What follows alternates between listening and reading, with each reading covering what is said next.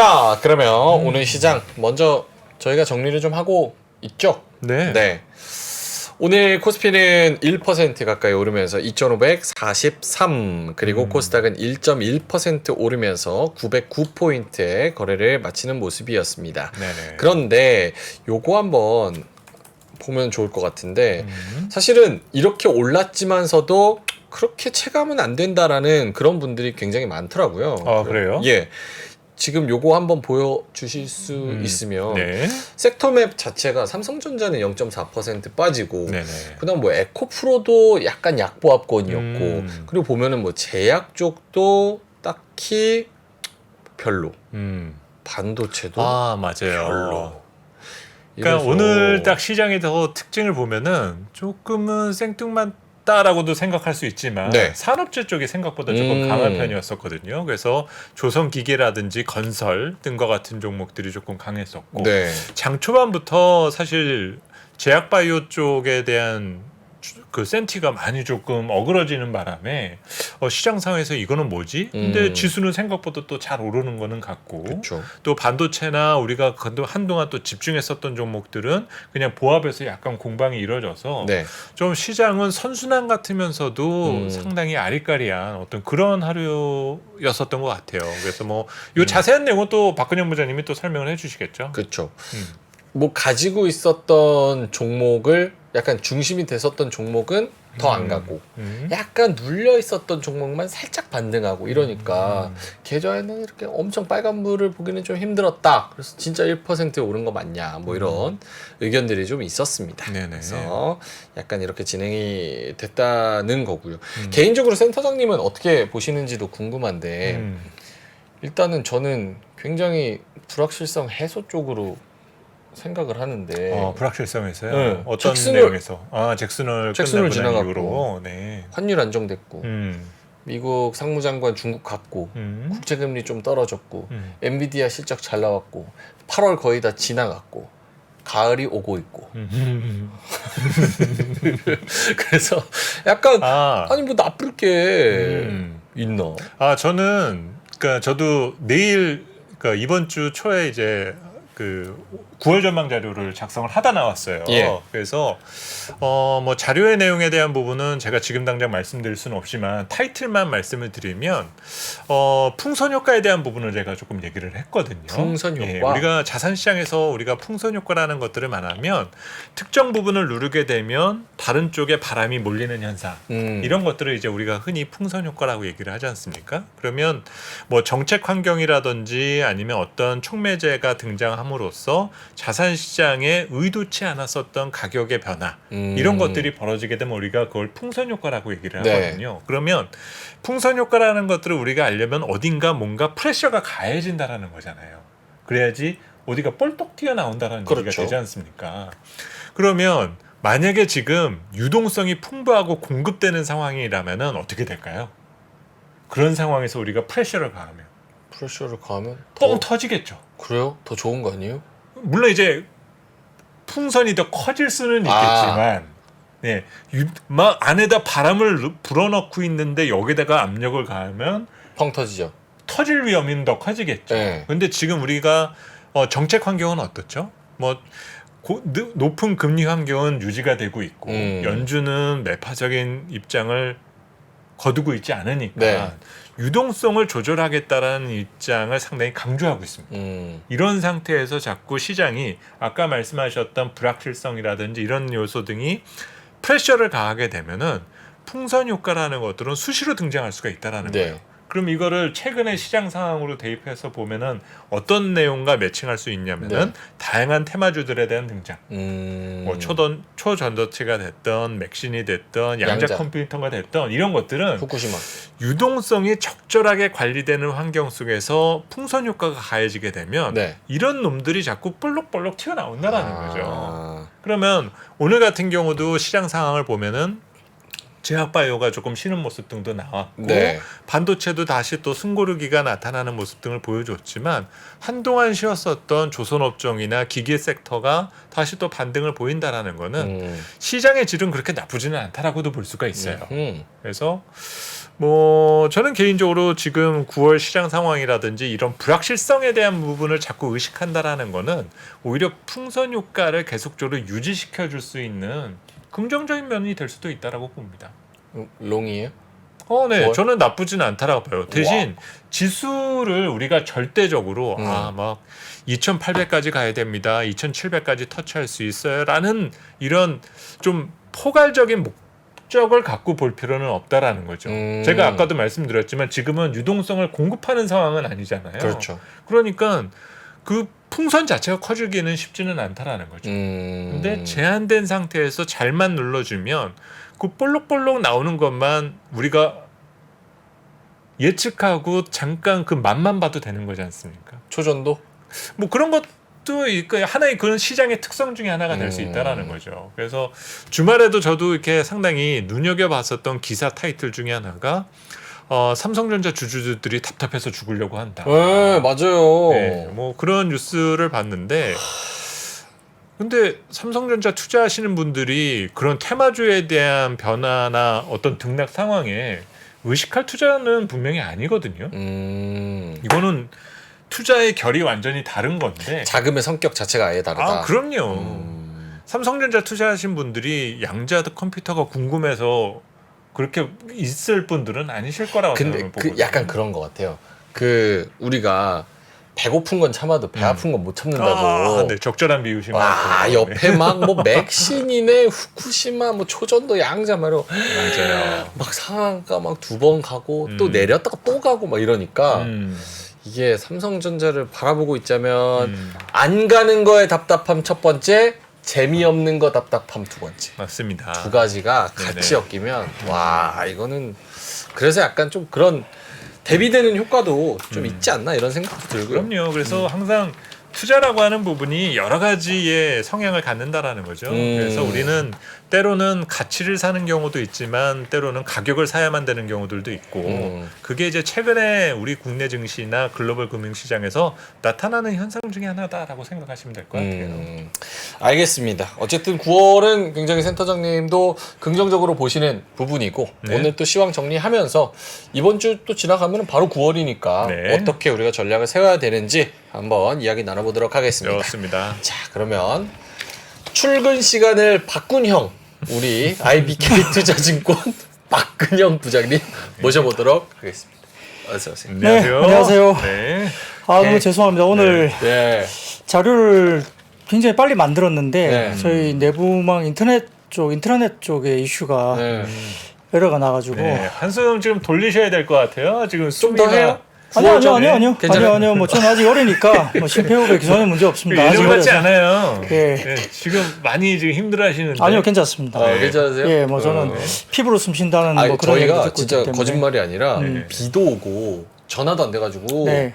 걱정했어요. 무슨 일 나신 줄 알고. 뭐 걱정 감사합니다. 다행이네요. 감사한데. 그래도 저는 다행이네요. 어떤 상황이었을지 대충 이해가 되거든요. 그러니까 금융기관들이 이제 그 내부망 외부망에 대한 관리가 되게 철저해요. 왜냐하면 문서가 외부로 유출되는 거를 사전 승인이 되지 않으면은 못 나가게 만들거든요. 아마 그런 네. 어려움을 지금 겪다가 네. 오신 것 같아서. 거기에 에러가 있어서 이제 파일이 못 나가게 되니까 오케이. 아이고 그걸 뭐 고생하셨습니다. 어떻게 하다가 보니까 알겠습니다. 자, 그러면 오늘 너무 또 시간 타이트하다고 해서 네. 너무 빨리 막 가시면 이게 또 전달이 안 될 수 있으니까 보시는 분들도 힘들어하시고. 네. 그래서 중요한 뉴스 순대로 그냥 하시죠. 원래 네, 맞습니다. 노멀 스피드로 쭉 해주시면 좋을 것 같습니다. 그렇습니다. 뭐 네. 원래 말씀드렸던 시장 동향은 조금 스킵을 네. 뭐 하면 될 것 같고요. 저희 다 했어요. 네. 다 네. 봤어요. 예. 네, 그렇습니다. 그래서 너무들 뭐 걱정해 주셔서 감사하고요. 말씀드렸듯이 피부로 숨 쉬기 때문에 네. 뭐 피부 보시면 아시잖아요. 예. 숨을 쉬는지 그러니까 보시면 알 것 같습니다. 자, 지금 첫 번째는 오늘 중국 소비주가 일단 또 좋았습니다. 역시 이제 우리가 중국 내 반일 감정 고조 때문에 이제 반사 수요에 대한 기대가 역시 시장에 반영은 되고 있습니다. 이제 이게 뭐 반영되는 게 이제 맞는 거냐, 뭐 실질적으로 그 반사 수혜를 받을 수 있는 거냐에 대한 부분들은 저희가 좀 따져봐야 되겠죠. 마냥 그냥 소설처럼 일본 안 가면 예를 들어서 뭐 중국인들이 일본을 안 가면 한국에 올 거야. 뭐 예를 들어서 일본 제품 불매 운동하면 한국 제품을 살 거야. 이렇게 이제 소설식 같은 그냥 머릿속으로 생각하는 그런 투자가 조금은 이제 위험할 수 있기 때문에 좀 봐야 되는 거죠. 다만 이제 우리가 시트랩 같은 경우에서는 그 퉁충과 투뉴 그리고 리마마 등의 중국 내에 유력한 여행 플랫폼이 있습니다. 뭐 시트랩도 마찬가지고요. 이쪽에서 일본 여행 홍보 메뉴가 상단에서 내려오거나 뭐 뒤로 밀리거나 잘 안 보이게 좀 빠지거나 일정 부분 그리고 여행객들의 예약 취소도 나타나고 있고 국경절이 이제 10월 1일이기 때문에 연휴 기간에 또 일본을 가지 않겠다는 뭐 예약 취소 등도 꽤 생각보다 많이 나타나는 것 같습니다.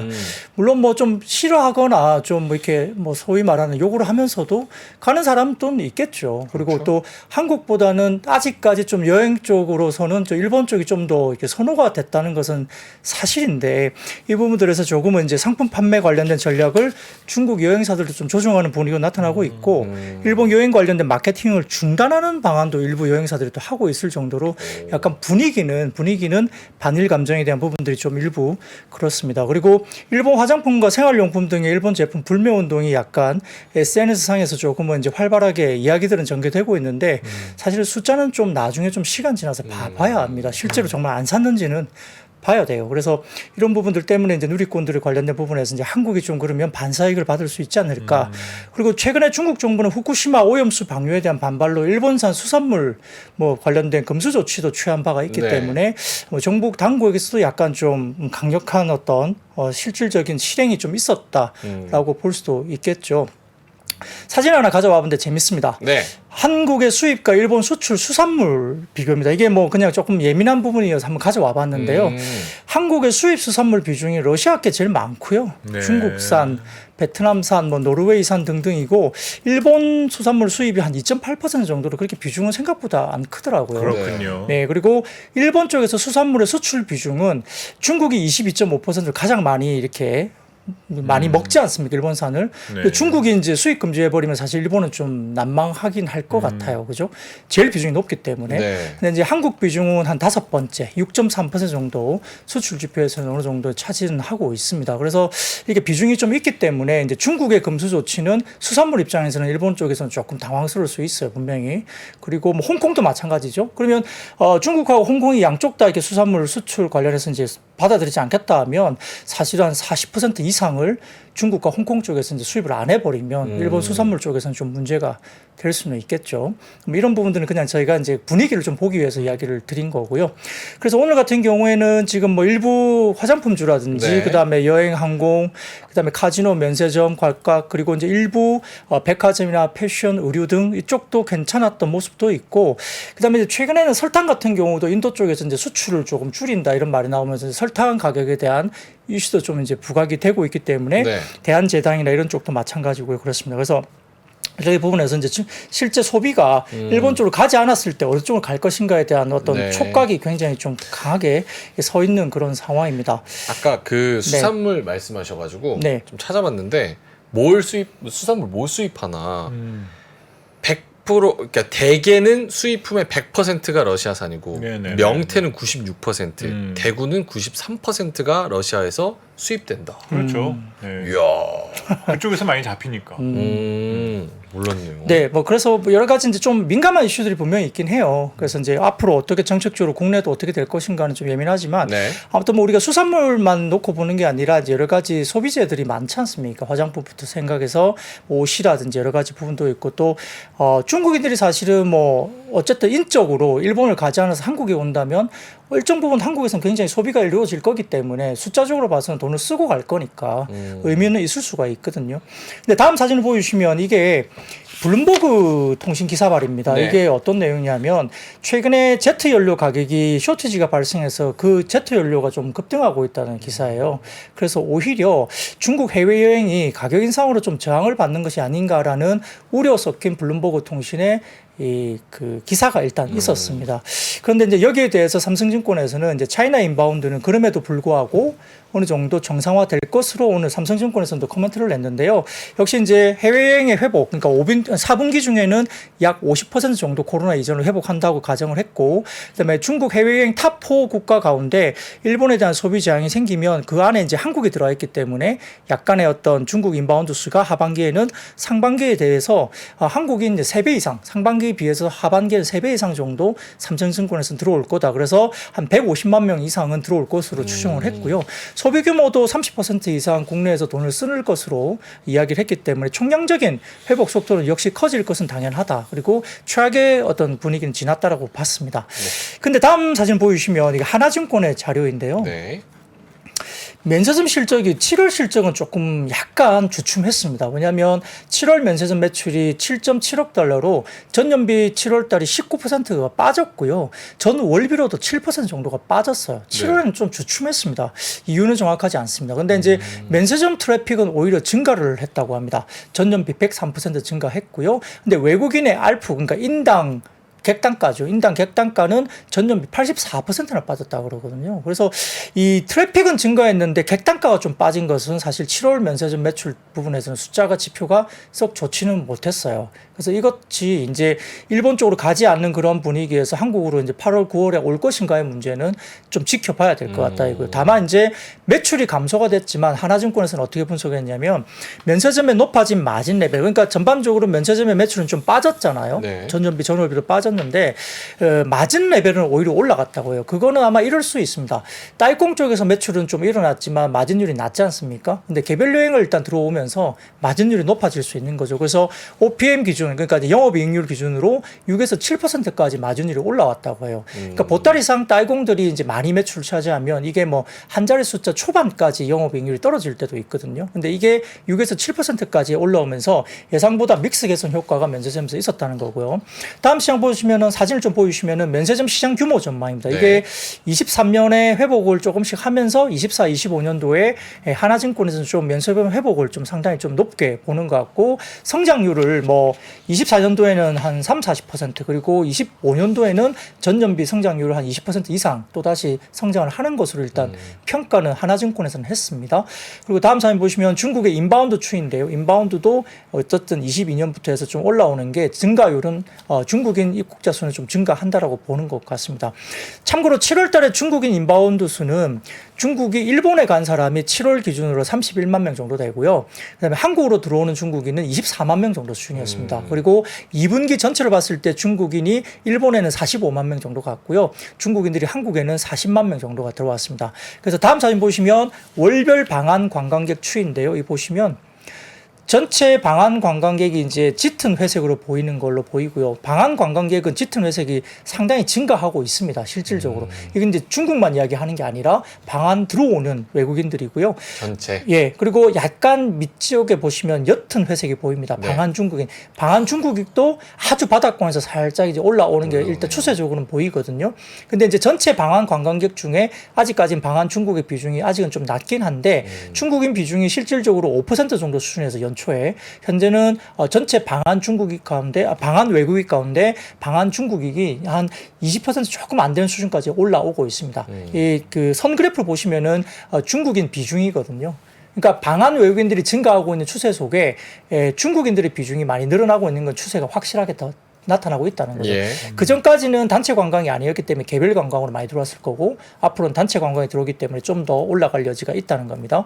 그래서 중국의 단체 관광 관련해서는 하나증권에서는 면세점 밸류에이션이나 실적의 동반 회복이 충분히 가능하고 뭐 홀텔 신라나 뭐 백화점 쪽으로도 뭐 충분히 좋다. 그리고 뭐 최근에 글로벌 텍스프리 같은 사후 면세점 텍스 리펀 같은 데 쪽도 상당히 긍정적인 리포트가 굉장히 많이 나오고 있거든요. 그래서 그런 쪽으로 좀 계속적으로 이야기 나오는 건데요. 신한투자증권에서 이제 화장품에 대한 이슈를 코멘트를 다소 좀 냈습니다. 다음 사진 보여주시면 한국의 기초화장품 수출액과 증감률 추이인데 이 기초화장품 수출액이 이제 막대 그래프, 회색 그래프고요. 네. 증감률이 우측인데 그래도 23년 초반보다는 아래 계단식으로 좀 올라가는 모습이 보이고 있어요. 네. 그래서 기초화장품 수출액도 좋아지고 최근에 그 얼타뷰티라고 미국 쪽에 있는 그 화장품 브랜드 올리브 영과 같은 네. 이런 체인점도 기초화장품, 스킨케어나 기초화장품 비중이 많이 높아졌다고 합니다. 그래서 국내 한국 사람 같은 경우는 기초화장품을 약 50% 정도까지는 쓴대요. 근데 외국인들은 생각보다 기초 기초 스킨이나 이런 것들을 한 30% 정도밖에 안 쓴다고 해요. 근데 그게 이제 얼타뷰티 미국 쪽에서도 기초 화장품의 비중이 계속 높아지고 있기 때문에 결국은 한국 제품들이 기초 화장품을 꽤 잘한다고 알려져 있는 제품이라고 합니다. 그래서 국내의 어떤 브랜드 쪽에서는 상당히 좀 긍정적인 효과가 나타날 수 있다라고 이제 평가도 되고 있고요. 그다음 사진 보시면은 동남아형 기초 화장품 수출액과 증감률 추이를 나타내는 신한투자증권의 자료인데요. 사진을 좀 띄워주시면. 네. 동남아 쪽으로 꽤 많이 늘어나고 있습니다. 막대 그래프가 동남아 쪽으로 기초 화장품 수출액이거든요.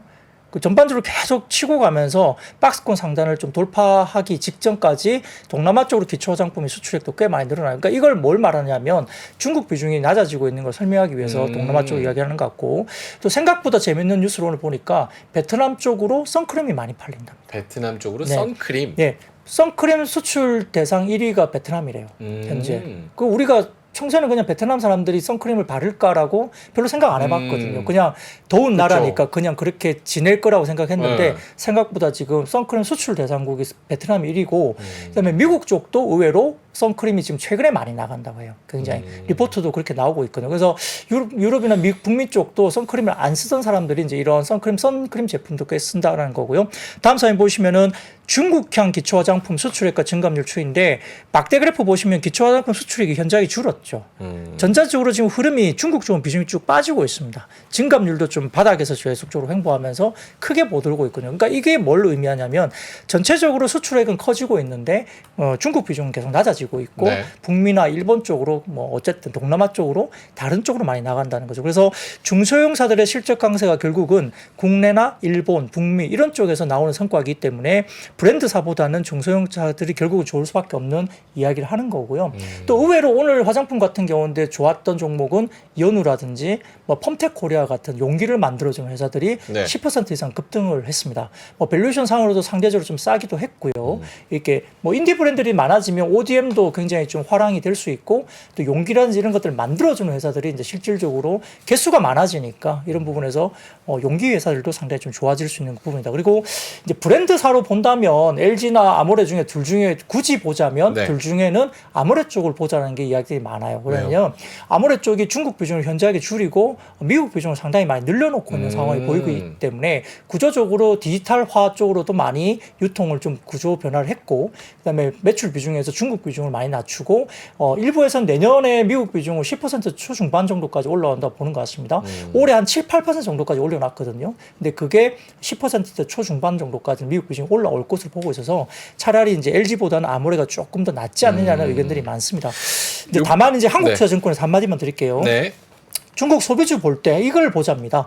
위안화를 좀 봐야 된다는 이야기인데, 위안화? 예, 결국은 뭐 보따리상이라든지 그 다음에 단체 관광의 구매력은 뭐 결국은 위안화가 어떻게 가냐의 문제이고 이게 위안화가 뭐 갑자기 치솟거나 빠지거나 이럴 때 이 위안화 흐름에 의해서 특히 이제 보따리상 쪽에 구매력에 영향을 받을 수 있다 이런 이야기죠. 그러니까 환율 이야기를 하는 거예요. 우리가 뭐 엔이 싸지면 뭐 일본 여행을 많이 가듯이 뭐 그런 식으로 위안화 영향이 결국은 단체 관광이나 보따리상들의 구매력을 어떤 영향을 미칠 수 있는 변수로 작용할 수 있기 때문에 중국 소비주를 볼 때 리스크 요인으로서 위안화에 대한 흐름을 모니터링 하자 이야기했고요. 근데 의외로 이제 지금 재밌게 중국인들의 한국 선물 선호도 조사한 게 있었더라고요. 네. 보니까 역시 그래도 1위는 화장품. 2위가 뭔지 아십니까? 뭐죠? 2위가 김이랍니다. 김, 검은 반도체. 네, 한국 김을 그래도 그 중국인들에게 선물 주기가 호감도가 2위래요. 그리고 3위가 이제 전기밥솥, 홍삼. 그러니까 우리가 이제 지난주에도 뭐 밥솥 매출이 6배 정도 늘었다 이러면서 네. 밥솥이 좀 움직였는데 절대 물량이 좀 작아서 6배 정도 는 거 아니냐라는 약간의 체크를 좀 해봐야 된다 이것도 봤지만 어쨌든 한국 선물 선호도로 전기밥솥이 3위, 홍삼과 더불어 3위였고 4위가 과자. 5위가 담배 이렇게 이루어졌다고 합니다. 그러니까 의외로 좀 의미가 있다고 봐요. 밥솥 같은 경우도. 밥솥. 네네. 그래서 그런 것들이 데이터가 좀 나오면서 소비주들이 좀 움직인 것이 이제 좀 설명될 수 있겠습니다. 약간 기초 화장품 그 동남아향으로 수출액 늘어나는 거 보면 예전에 2015년에 화장품 뭐 중국이 다 사재기하면서 막 화장품 좀 막 미친 듯이 올라가고 막 그랬었잖아요. 약간 동남아 쪽의 국민 소득이 평균적으로 좀 올라가면서 그때 그런 향수를 좀 재현할 수 있지 않을까?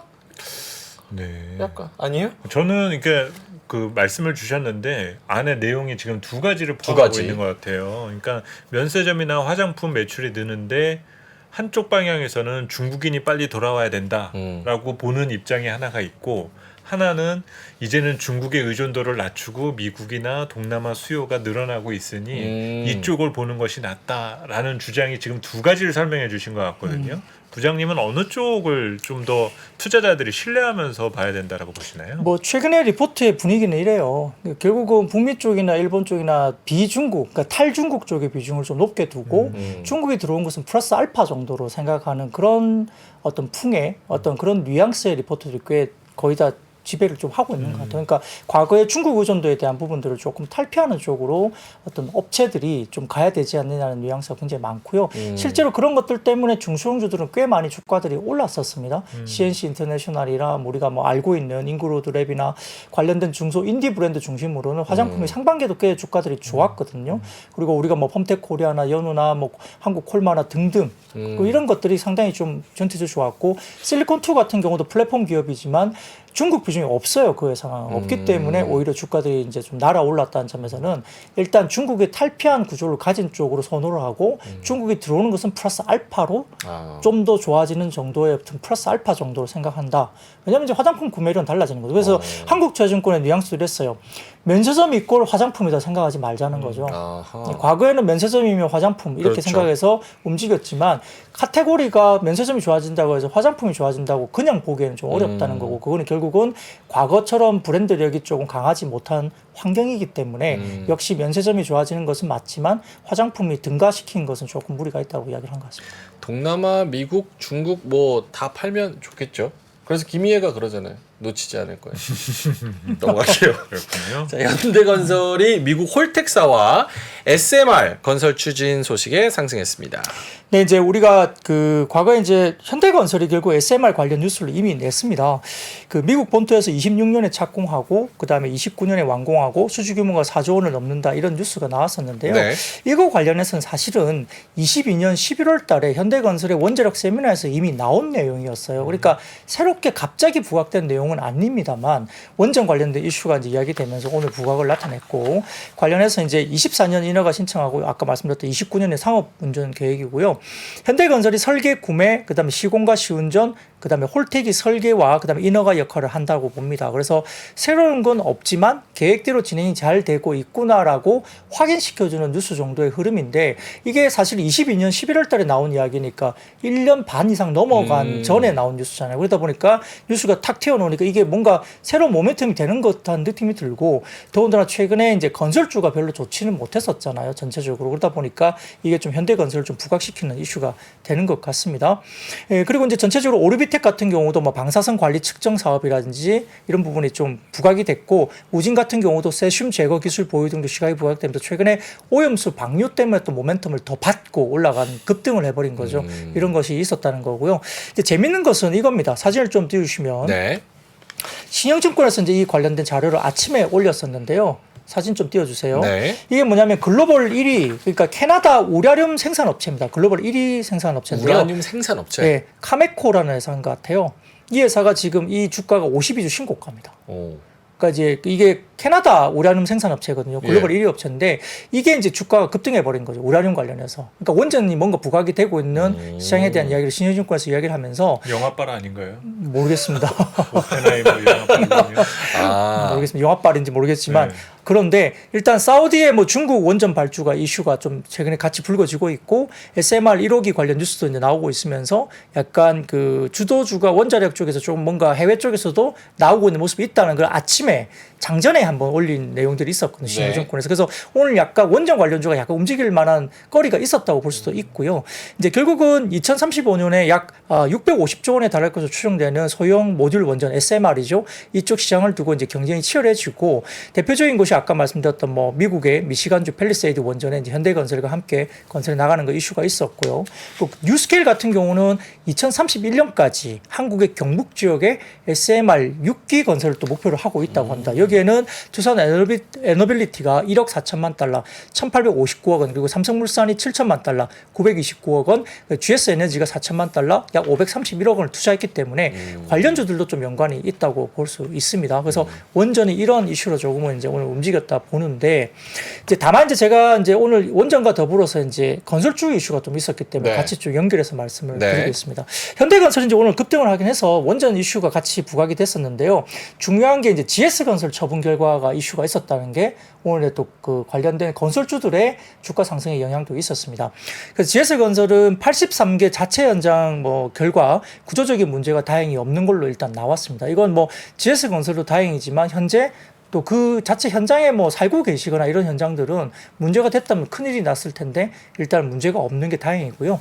재시공하기로 한 LH 인전 현장 건에 대해서는 국토부 장관 집권 8개월 그리고 서울시 2개월 해서 합산 10개월의 영업 정지가 된 거죠. 그 이후에는 이제 통상건설사가 이제 집행정지 가처분이나 행정처분 소송으로 정상 영업을 진행하면서 이제 과징금이나 처분 기간을 약간 경감을 하는 시도가 있을 수도 있습니다. 그래서 최종 확정된 처분이 적용되면 해당 기간 동안 신규 수주는 당연히 불가하겠죠. 네. 그리고 이제 기존에 진행했던 현장, 뭐 재건축, 뭐 재개발 이쪽 현장이라든지 기수주 현장은 진행이나 착공이 가능합니다. 그런 것들이 되고 있기 때문에 아마 어느 정도 이제 불확실성 해소라는 부분이 있기 때문에 아마 건설주가 좀 어느 정도 튀어 올랐다 볼 수도 있는데요. 한국투자증권에서 오늘 이제 이와 관련된 코멘트를 내면서 결국은 이제 결과는 올해 말이나 내년 초에 나올 거다. 이게 뭐냐면 이제 처분에 대해서 여러 가지 또 법적인 부분에서 뭐 약간 집행정지 가처분을 하든 행정처분에 대한 여러 가지 GS가 또 취할 수도 있기 때문에 최종 결과가 올해 말이나 내년 초에 나올 것으로 추정을 하고 기존 현장은 그래서 시공이 가능하다는 입장이고요. 결국은 이제 GS 건설은 기존 수주 현장이나 착공 현장에 대해 정상적으로 추정하는데 이제 새롭게 도급 관련된 부분에서는 결국은 GS 건설이 못하는 현장이 많아질 거 아닙니까? 네. 새롭게 그렇게 되면 역시 주택 사업을 영위하는 다른 건설사 주가에 대한 단기 반등 재료가 충분히 될 수 있고 결국 이 부분에서는 사고 주체가 아닌 대형사들이 결국은 리바운드에 나올 수 있는 단기적인 어떤 이슈는 충분히 가능하다고 봤어요. 사진을 띄워주시면은 지금 주택 도급 사업을 영위하는 커버리지 건설사의 시가총액 추이인데 이게 현대건설과 대우건설, DLNC 대부분 다 이제 아주 상위권 건설사들이죠. 대형 건설사들. 그러니까 GS건설과 맞먹게 경쟁을 할 수 있는 대형 건설사들인데 이게 파란색으로 보이는 실선을 보시면은 합산 시가총액이 거의 바닥권을 뚫고 내려갔죠. 그렇네요. GS건설은 이미 먼저 빠졌습니다. 급락 이후에 기고는 있는데 이미 그만큼 합산 시가총액 관련해서도 이미 지난 저점 23년 3월 저점을 다 깨고 내려간 거거든요. 그러니까 뭐 해당 사항이 없는데 예를 들어서 뭐 여러 가지 다른 사업장 GS건설이 83개 자체 현장에서 만약에 또 구조적인 문제가 생겼다면 이게 어떻게 확대됐겠어요? 다른 시공사도 보자 이렇게 나왔을 수도 있죠. 여기도 이런데 다른 데는 뻔하지 않느냐 이런 식으로 갈 수 있었지만 다행히 83개 현장에서 문제가 없다라고 결론이 일단 나왔기 때문에 다른 건설사 쪽에다가 불똥이 안 튈 수 있다는 거죠. 그래서 기본적으로 최근에 추세적인 상승세로 보기엔 조금 어렵지만 주택 지표가 어쨌든 반등이 나왔고 이런 부분에서 소폭 개선세가 나오고 있고 2분기 실적이 양호했음에도 불구하고 주가가 이제 현대, 대우, DLNC 합산 시가총액이 저렇게 바닥을 기고 있었기 때문에 연내 최저 수준까지 감소했으니까 주가에 대한 어떤 반등이 충분히 나올 수 있는 상황이라 봤었고요. 여기 때문에 오늘 특히나 현대건설은 이 원전 관련된 이슈까지 불거지면서 급등이 나왔고 그 외에 대형사들은 상당히 GS건설이 할 수 있는 어떤 사업장을 다른 대형사들이 나눠 먹을 수 있기 때문에 그런 부분에 대해서도 수혜감이 기대감이 있을 수 있다 이렇게 봤습니다.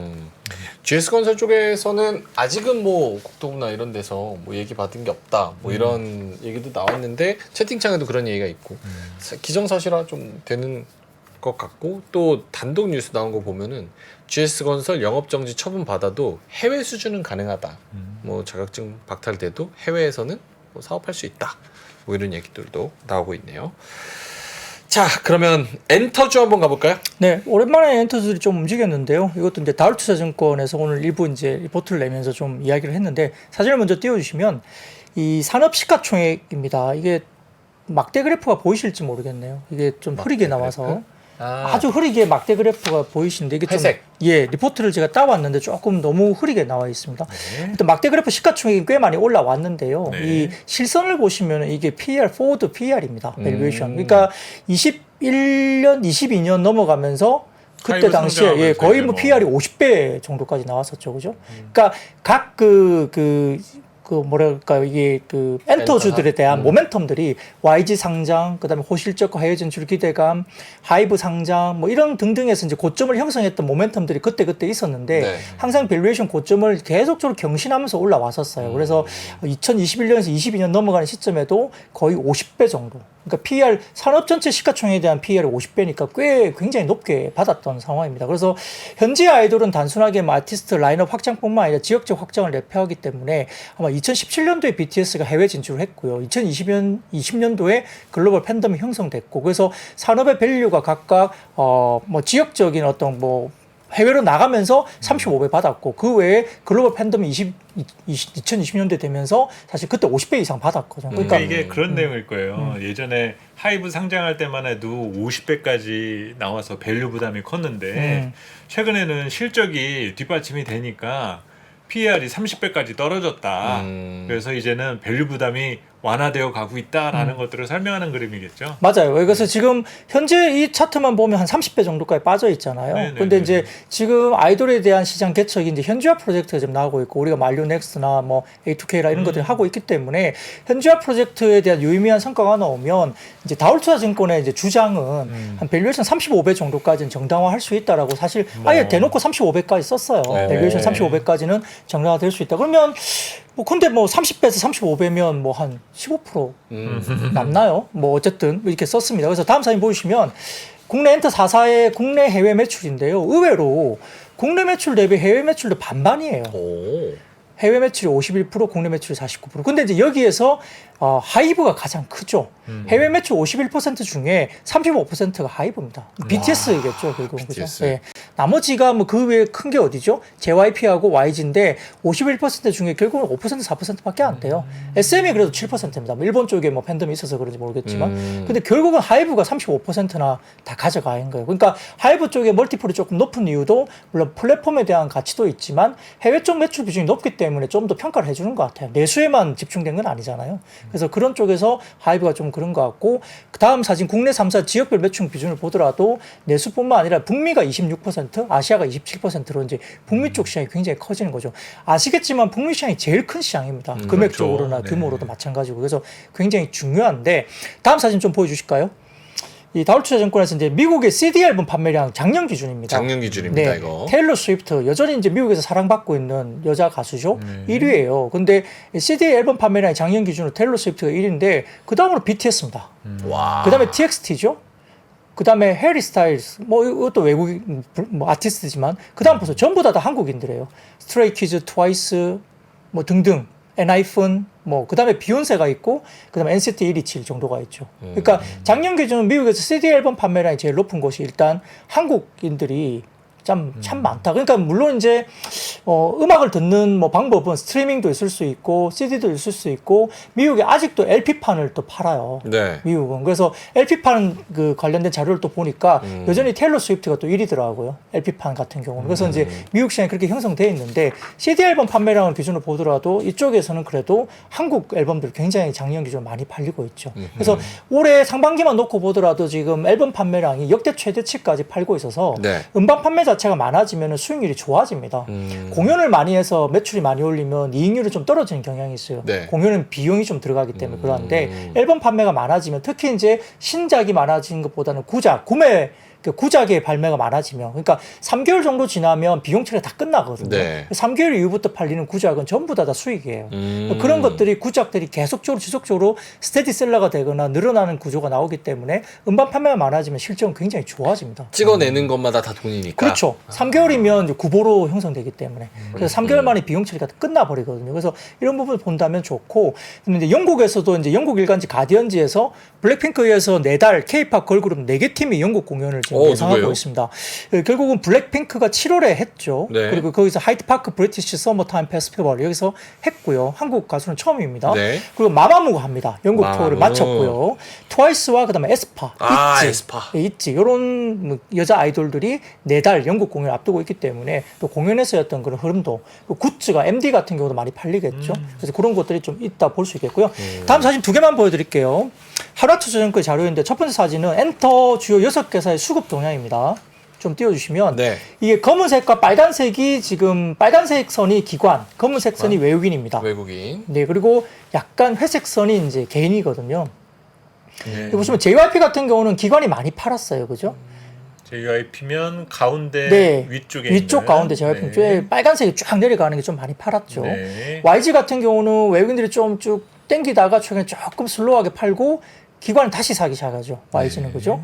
그리고 제일 왼쪽 하이브 같은 경우는 외국인들이 좀 팔다가 다시 사고 기관은 조금 팔기 시작하고 먼저 샀다 팔기 시작하고 그 다음에 그 외에도 뭐 SM이나 뭐 큐브 엔터, DOU 같은 것도 보는데 DOU는 판 다음에 사지 않고 있죠. DOU 같은 경우는. 그죠? 판 다음에 사지 않고 있어요. 그 다음에 이제 개인들이 많이 사들어오는 종목이 큐브 엔터. 여자아이들 들어가 있는 큐브 엔터 쪽을 개인들이 많이 사기 시작했습니다. 그 외에도 뭐 SM 같은 경우는 외국인들이 꾸준하게 그냥 유지하고 있으면서 가고 기관들은 그 소폭 살짝 돌리는 정도지 아직까지는 순매도 수준이거든요. 그래서 이런 부분 봤을 때 수급을 좀 판단해 보시면 좋을 것 같고 다음 사진 보시면은 엔터 주요 5개사의 12개월 포워드 PER 밸류에이션입니다. 보시면은 하이브가 굉장히 많이 50배까지 올랐다가 과거 수준까지 빠졌습니다. 2023년 초반까지 한 30배 후반, 중후반 정도까지 빠졌고 대부분 다 조정을 꽤 받았습니다. 꽤 받아낸 상태이기 때문에 이렇게 보면 사실은 좀 기술적인 면에서는 평균 PER 정도까지는 와 있다는 거예요. 그죠? 그러니까 현재 뭐 아주 비싼 건 아니라는 거죠. 그렇다고 아주 제가 보기에는 아주 싸 보이진 않아요. 이게 2023년 1월부터 밸류거든요. 올해 1월부터 밸류인데 그냥 평균 밸류 정도에 와 있는 수준인 것 같아요. 밸류 기준으로는 그냥 네. 연초 수준이다. 그렇죠. 연초 수준의 평리한 수준이고 그때 한 4월, 5월 이때 네. 주가가 막 좋았을 때 하이브 밸류가 좋았었고 뭐 JYP나 DOU도 마찬가지고 초반에 굉장히 튀었던 자리가 있죠. SM도 마찬가지고. 근데 SM은 인수전 때문에 그렇게 그렇죠. 됐지만 어쨌든 그런 부분들보다는 밸류가 빠져 있는데 연초 수준의 밸류 정도까지 와 있어서 제가 보기에는 아주 비싸다고 보기도 어렵고 아주 싸다고 보기도 좀 어렵죠. 그냥 평균 수준으로 보는 게 나은데 그러면 어떻게 해야 돼요? 결국은 이제 하반기에 이제 해외 현지에 대한 이슈가 좀 더 레벨업을 할 수 있는 뭔가 트리거가 나와야 된다는 거죠. 모멘텀. 네. 근데 이미 벌써 뭐 부장님도 매일 이걸 전해주시지만 네. 해외에서 극찬한다. 누가 어디 빌보드에서 1등 했다더라. 얼마 벌었다더라. 누구 새로운 걸그룹 나온다더라. 보이그룹 나온다. 이 재료는 이미 약간 조금 약발이 조금 떨어진 것 같기도 하고. 그렇죠. 왜냐하면 이제 너무 좋다는 건 다 아니까. 그러니까요. 네, 그래서 조금 아까도 뭐 다울투자증권에서 이렇게 좋다는 이야기를 막 몇십 장 되는 리포트를 냈거든요. 네. 이 5장짜리 리포트가 아니고 엄청 긴 리포트인데 아까 35배 뭐 밸류 받을 수도 이렇게 네. 이야기했잖아요. 근데 지금 지금 밸류가 30배니까 그러면 상방분이 15%밖에 안 남았어? 그렇네요. 이렇게 생각할 수도 있는 거죠. 그러니까 이제 약간 좀 뭐 상방에 대한 어떤 부분이 어떤 엔터사 같은 경우는 조금 이제 기대감이 높은 측면에서는 좀 제한될 수도 있다는 점도 우리가 좀 생각을 해봐야 되겠죠. 그러니까 적정 밸류가 어느 정도인지는 서로 이제 보기에 따라 다른데 네. 아까 뭐 엔터 주요 5개사의 12개월 포워드 PE가 어쨌든 그냥 평균 정도 수준에 와 있다는 거거든요. 그러니까 아주 싼 건 아니고 비싼 정도도 아니고 그러니까 모멘텀 플레이 정도에서 각 종목마다 모멘텀 플레이나 아니면은 뭐 내년 그림이 또 엄청 좋아진다든지 종목마다 뭐 그렇다면 또 다른 밸류를 좀 적용할 수 있겠죠. 그게 필요한 거고 하반기는 결국은 하반기 좋아진다는 가지고는 엔터가 많이 올라가기는 좀 쉽지 않을 것 같아요. 내년 정도의 그림에서 뭔가 한 단계 레벨업한 뭐 숫자가 나온다든지 그런 것들에 대한 모멘텀이 나와야 되지 않을까 생각도 듭니다. 알겠습니다. 풍력 쪽 가볼까요? 네, IBK 투자증권에서 리포트를 냈는데요. 그냥 사진을 보시면 되겠습니다. 네. 좀 띄워주시면 그 사진 띄워주시면 글로벌 태양광 육상풍력과 해상풍력 경제성 비교인데요. 이게 2010년부터 21년까지 흐름이라고 합니다. 대체적으로 보면은 약간 푸른색 실선이 솔라이고요. 그 다음에 약간 짙은 파란색이 옵쇼어 윈드, 그 다음에 회색 부분이 이제 온쇼어 윈드죠. 그러니까 이제 해상풍력과 육상풍력 이렇게 나눈 것 같아요. 그래서 대부분 보시면 이렇게 코스트가 많이 실질적으로 경제성이 많이 빠졌습니다. 많이 빠져서 실제 윈드보다는 솔라가 제일 경제성이 높은 형식으로 나타나고 있는 거죠. 그래서 실제 이제 경제성이 많이 좋아졌기 때문에 네. 해볼만 하다는 이제 그런 식으로 나타난 것 같고요.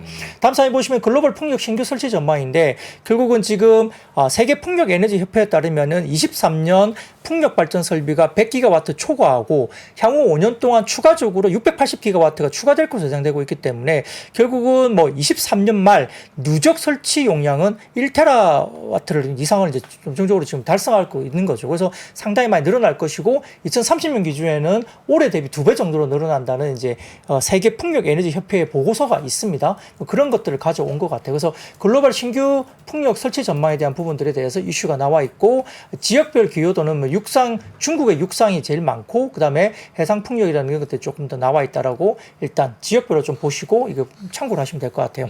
다음 사진 보시면은 해상 풍력 하부 구조물 수요와 공급 전망인데요. 보시면은 토탈 디맨드가 약간 푸른색이고요. 네.